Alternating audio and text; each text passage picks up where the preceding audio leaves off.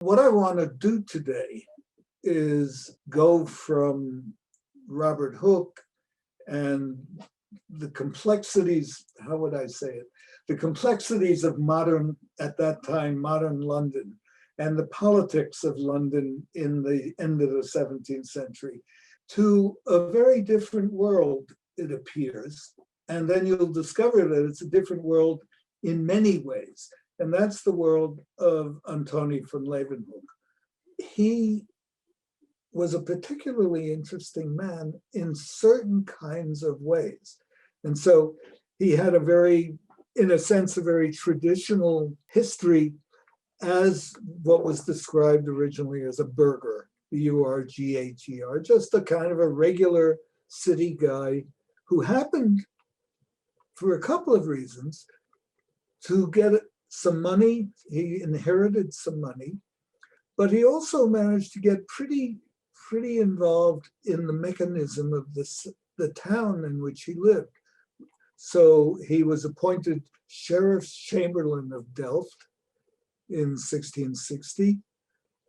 He became a surveyor of the city of Delft. And there's an interesting parallel to London, because at some point during this period, there was an enormous explosion in Delft and in the town. And it turned out that they had stored a lot of gunpowder in a special building. The building blew up and it tore down a significant part of the town. Some very important figures died in that fire. Classic loss to society was a painter by the name of Fabricius, who painted the most wonderful picture of a goldfinch, who was unfortunately, his entire output for that matter was destroyed in the fire. So at any rate, he was appointed a surveyor, presumably because he was a man with a certain kind of quantitative skill, because he'd been working basically as a storekeeper, and he had published actually some of his sales sheet scripts, and those things were available. So he knew his way around numbers. He also became the executor of the Vermeer estate and the wine gauger of Delft, which means he was responsible for making sure that what was supposed to be in casks of wine actually was.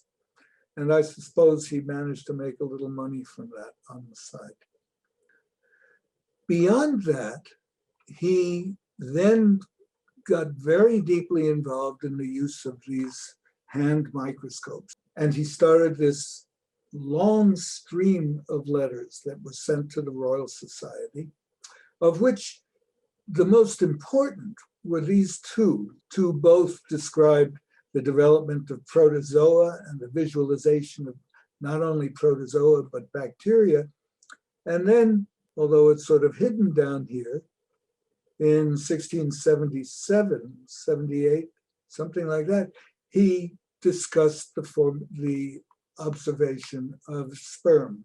He became extraordinarily famous for these first observations.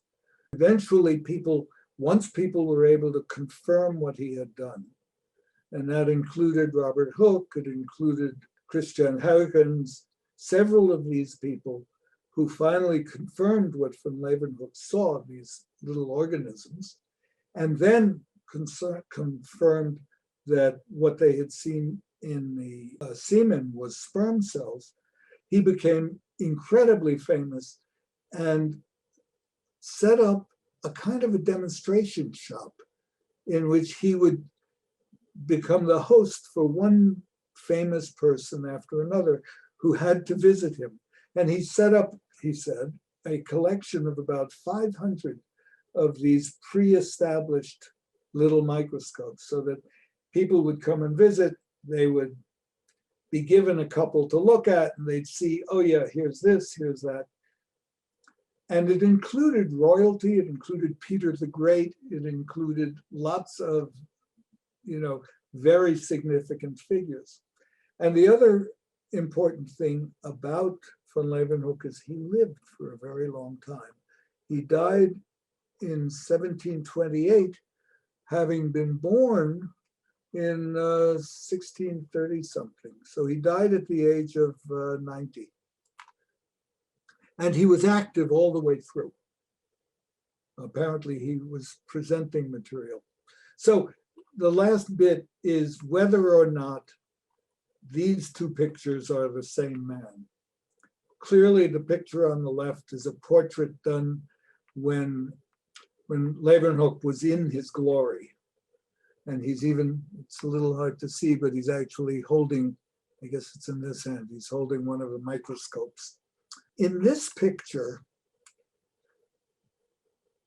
which is painted by Vermeer and painted much earlier, in 1660 something, he's not shown with a microscope. This may very well have been before the microscope developments. And he's holding what looked like, sort of a measuring device, sort of like a protractor kinds of things. And people that originally saw this picture, this painting, it was never given a title, called it the geographer. And there's a parallel painting, which is called, similarly, a made-up name, called the astronomer. And there's a question about whether this is actually him being a surveyor. And if he were a surveyor, then it would fit in pretty well with the idea that Vermeer painted van Leeuwenhoek as a model for these paintings. Now you just have to say, well, can I use visualization software to convert this face to that one? I am not entirely sure that we can get away with that. He wrote a letter that was sent not by him because nobody knew who he was, but from a man named Reinier de Graaf, who was a known surgeon in Holland, and also supported by a note by Constantijn Huygens. The two of them sent this letter to the Royal Society saying, here's something you ought to be aware of. And look at what this man van Leeuwenhoek is now describing. And it turns out that van Leeuwenhoek went through a number of the images that Hoek specified in his micrographia. He specifically looked at things like the sting of a bee or some of the other structures that were in Hook's descriptions. And so almost in the same order that they showed up in the book. So this is all, again, suggesting that van Leeuwenhoek really was familiar with micrographia, even if he claimed that he didn't know how to read English. Presumably the people around him, people like Huygens and others, were able to translate the book for him sufficiently for him to see what it was. In 1676, a few years later, he submitted a very long paper, description with many, many, many pages certainly. And Oldenburg, who was the secretary of the Royal Society at that point, who did sort of understand Dutch, translated it and submitted excerpts from this very long paper to the Royal Society as a group and incorporated them in the minutes of those meetings. The problem was, he meaning van Leeuwenhoek, was the only one that could see these things at that point. He was actually there was quite a bit of disbelief of what he said he was seeing. So in his letter, though, he said, I'm discovering living creatures. I see these things, and he describes them in great detail, but also says, I'm not very good as an artist. I can't draw these things. You just more or less have to take my word for it. And it took another year or two before these observations were finally duplicated. They first gave them to a man named Nehemiah Grew, who was a botanist and whose microscopes were not up to it. And finally, it went to Robert Hooke. And Robert Hooke writes in this wonderful way. He says, you know, it's been a long time since I've used the microscope. He says, you know, his work was done, published in 1666. We're now talking 10 years later. And Hooke says, well, all right, I'll go back and dig out what I can on my microscopes and try and look at the same material that van Leeuwenhoek talks about. Couldn't find it. What van Leeuwenhoek talked about was taking things like pepper, ground pepper or pepper corns, and incubating them in water and seeing these objects, these things moving around that were clearly living. And Hooke and Grew both tried this, and after a day or so, they saw nothing. Then, and this is one of these sort of extraordinary things, then Hooke said, well, let me let it sit for a while. And he let the pepper sit for a while, and then on a couple of days later, suddenly, he described, it's full of these things. It's full of living organisms. So let's see if we can get an idea, at least, of what these things might be like. These are a couple of examples of what that van Leeuwenhoek microscope looked like. So here we have the work of a man named Leslie Robertson, who is at Delft now, in the Delft University of Technology. And this is the setup he used. It's sort of remarkable, I think. So here is the microscope.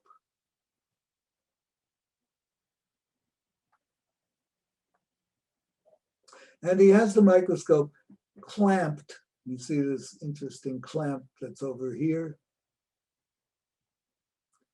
and mounted in one of these camera adapters, these flexible camera adapters that you still can buy in the store.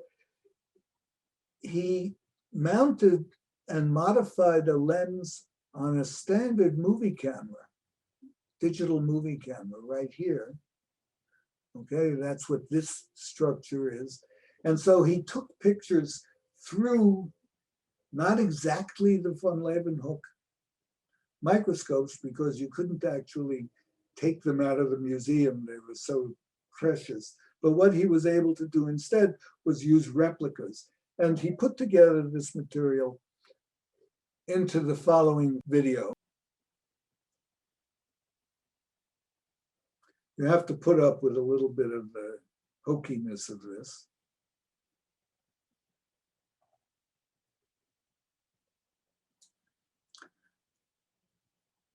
So here are some examples of looking through those lenses and seeing the kinds of things that van Leeuwenhoek saw. Right, so these are rotifers. I'm sort of amazed that he really didn't push the quality of these very much, but you can see things crawling around, things moving back and forth.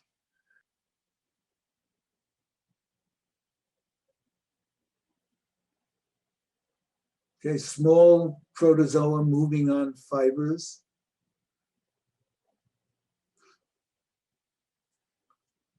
Small larvae like that one going by.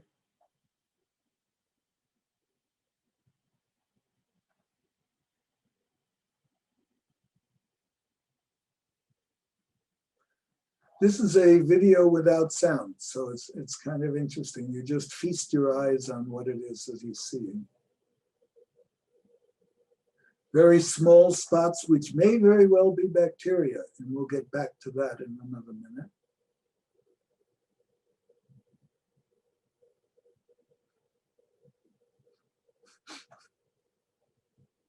And here we have what looks like almost a dark field effect, okay?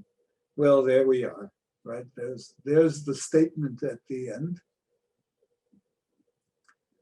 And so this was a way that we can get at a sense a little bit more than what's just in the drawings that van Leeuwenhoek submitted. But let me sort of share a couple with you, okay? This was in one of his early papers. And he did manage to draw these things, where the idea is here that what we're seeing in this part of the picture are things more or less like those rotifers that we just saw in the video. That is, things that were anchored to the floor, to the surface, or to a fiber, and then extended outwards. Van Leeuwenhoek comes across as this man with just infinite curiosity. And whatever he looked at, whatever he saw, he wrote down. That's why this letter, which was pages and pages long, which was actually a kind of a diary. It was structured as this day 1, day 2, day 3. Today I looked at this, the next day I looked at that. One of the things he complained about, he said he had a sort of a sickness in his mouth. His teeth were bothering him. And so he scraped the insides of his teeth. And what he saw were these guys. And it seems pretty clear that these were actually bacteria that he was looking at. So using his simple design of a microscope, he was able to see these kinds of structures. He also finally started getting some drawings done. It's very, it's sort of interesting when you think about living in a world without photography, that what both Hook and Van Leeuwenhoek had to do was to somehow get this material that they were seeing into print.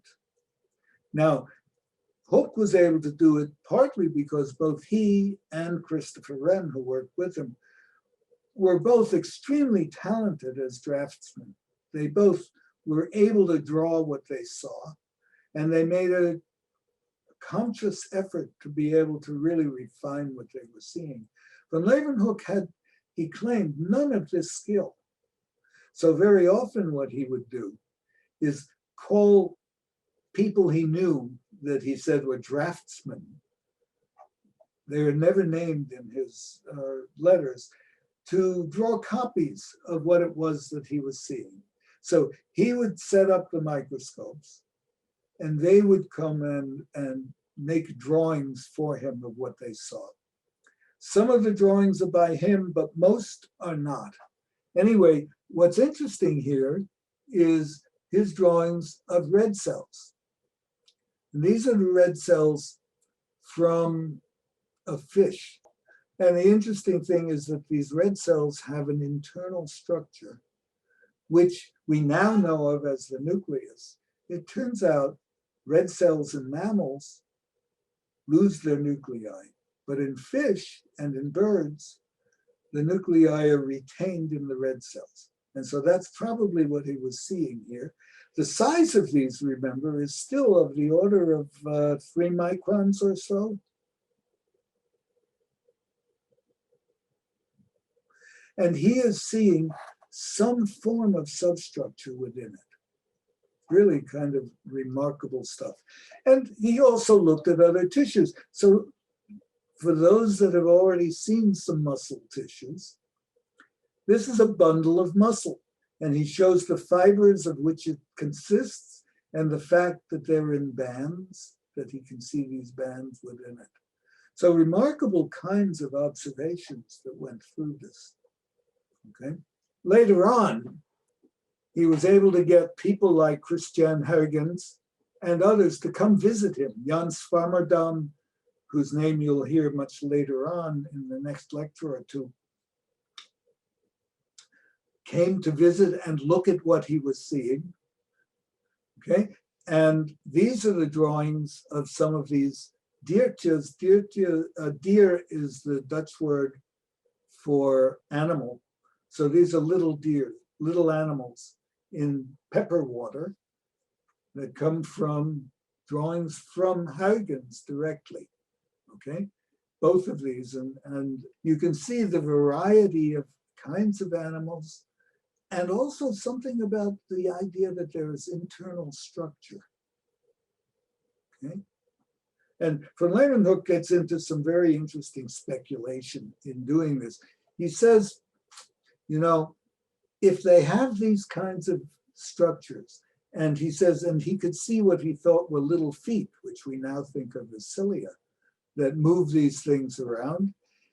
He said there must be some internal structures that that connect these things to each other, that provide nutrients and all of that. So it's interesting to read his papers and get a sense of this man trying to make sense of the world in a world that he had never really seen before, that no one had seen before. Imagine being the first one to see these kinds of things, okay? And just because I'm sort of amused by it, there are two things in here. This is a translation of, it comes out of, I think it comes out of the Dobell book. But he talks here, he says, for instance, when I've been asked, he says, there are lots of them in here, 1,000,000 times smaller than a sand grain. And notwithstanding that, they have to have some way, and here's where he describes the idea, that they must have sinews and vessels, and that water has to pass through them. And he gets further along by saying, you know, these things are so small. I'm persuaded, I love this, that no one will ever advance so far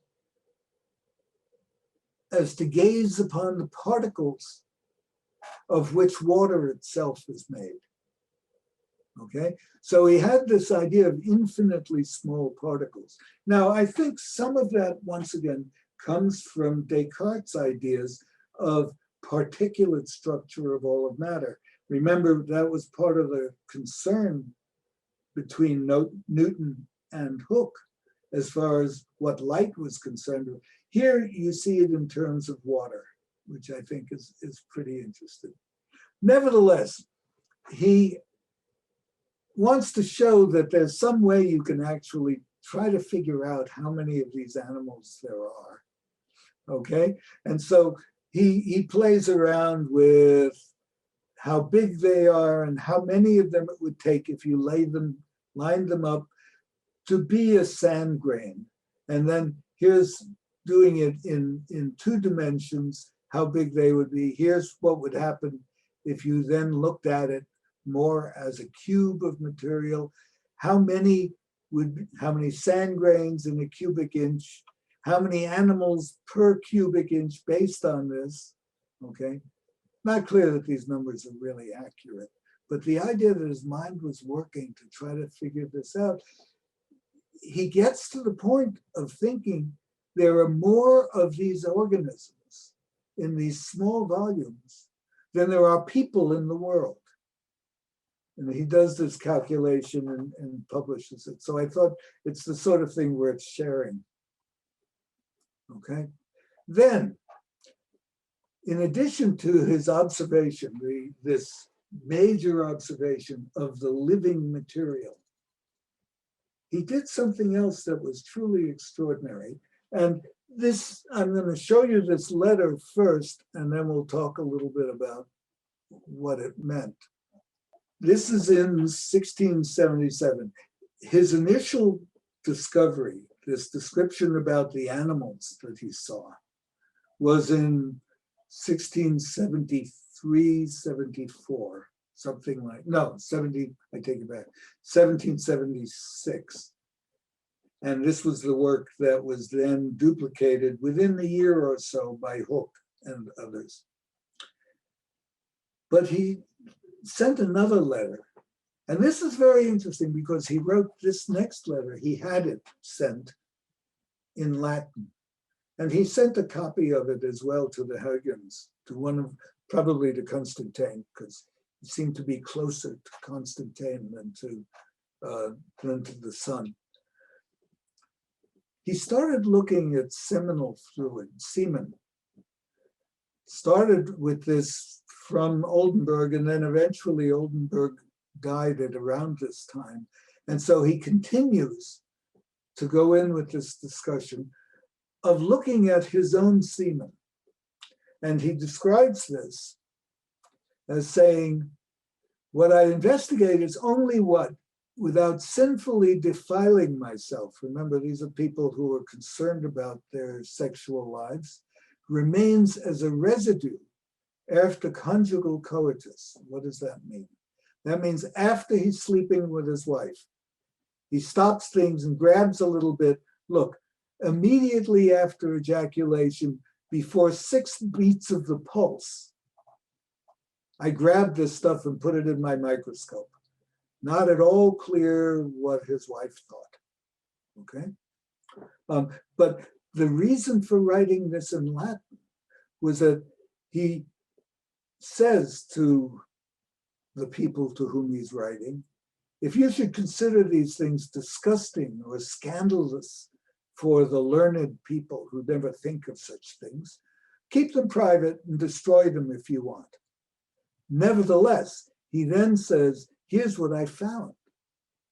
Okay? A great number of living animalcules in the semen. And once again, they were moving around in a small amount of material, the size of a grain of sand. And I saw them not through the whole thing, but only in certain bits. And he goes on once again to say, you know, 1 million of them would not be enough to indicate to be a grain of sand, really small. But he describes them then as round with a blunt front and a point behind and a thin tail, okay? And they moved forward owing to the motion of their tails, like that of a snake or an eel swimming in water. This is a remarkable discussion, right? That he's actually seeing what we now know as spermatozoa. And here are a few of the diagrams that seem to have shown up from his work. So you have things like this that are these long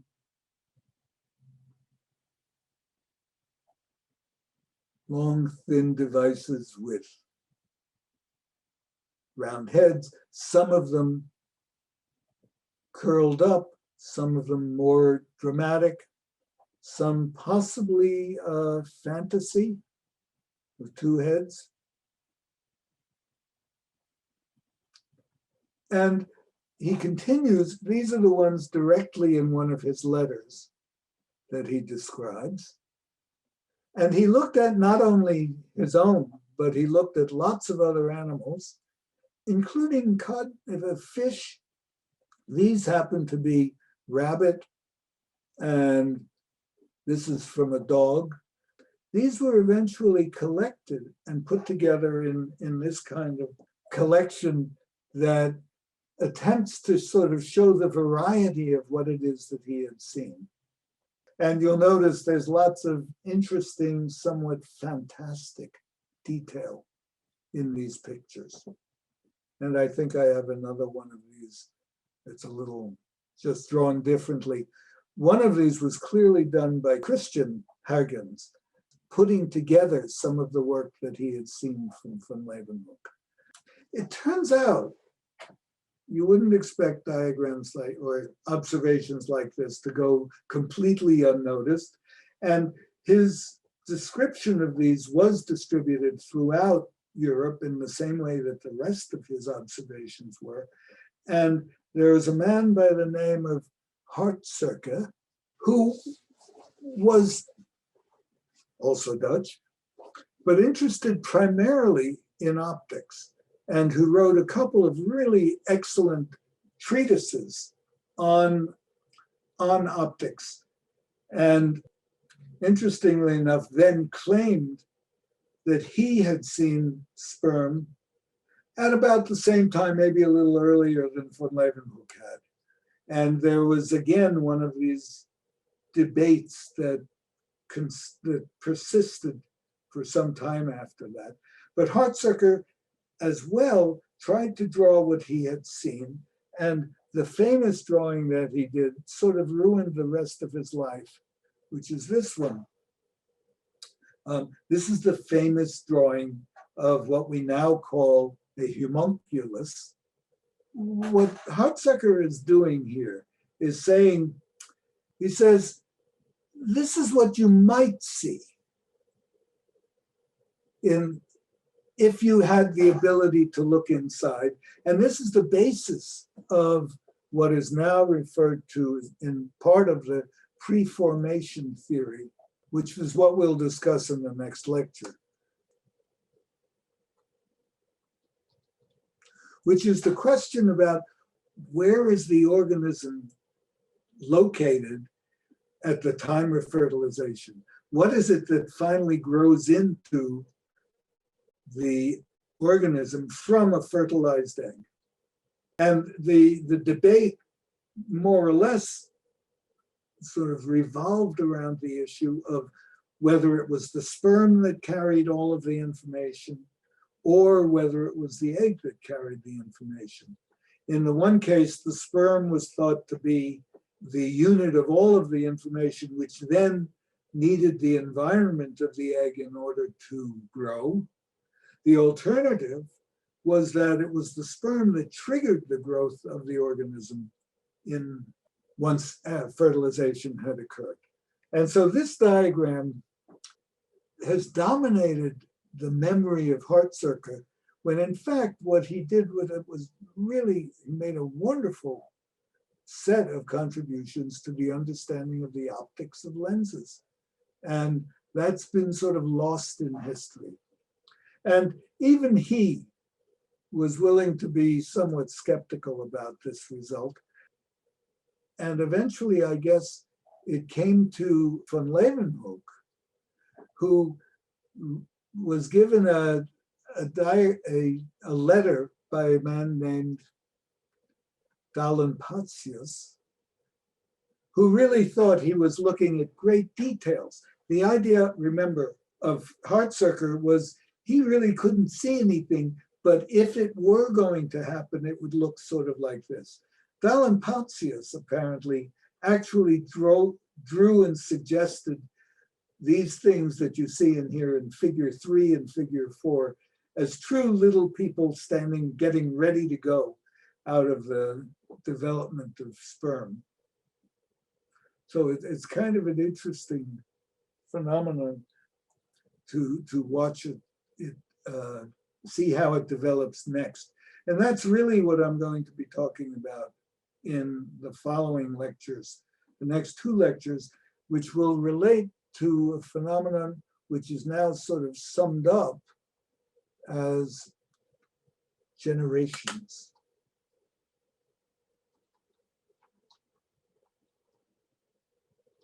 That is, how do the generations proceed from one organism down to the next generation?